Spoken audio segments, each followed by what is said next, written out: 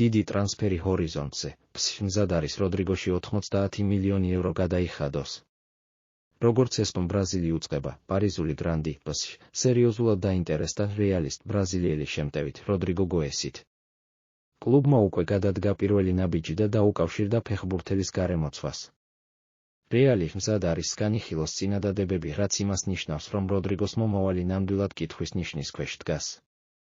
ფეხბურთელით ასევე ინტერესდებოდა საუდის არაბეთის ალ-ნასრი, თუმცა ჩანს, რომ ევროპული სუპერკლუბი წინ გასვლას ცდილობს. საინტერესოა, რომ ხაბი ალონსოს მოსვლის შემდეგ როდრიგომ ძირითად შემადგენლობაში ადგილი დაკარგა. მიუხედავად ამისა, მიმდინარე სეზონში მან 51 მატჩში მიიღო მონაწილეობა, გაიტანა 14 გოლი და გააკეთა 10 ასისტი, ნამდვილად არაპირკარი სეზონი. შეგახსენებთ, რომ როდრიგო რეალმა 2018 წელს სანტოსისგან 45 მილიონ ევროდ შეიძინა. მისი კონტრაქტი 2028 წლამდეა ძალაში, ხოლო ტრანსფერმარქტის მიხედვით მისი ამჟამინდელი საბაზრო ფასი სწორედ 90 მილიონ ევროს შეადგენს, ზუსტად ის თანხა, რასაც ფსში ხდის. შეეცდება თუ არა როდრიგო თავიდან დაიწყოს კარიერა პარიზში?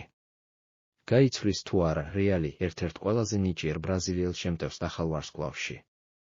ფანებისთვის პასუხები მალე გაირკვევა, ახლა კი ყველაფერი ფსს სვლებზეა დამოკიდებული.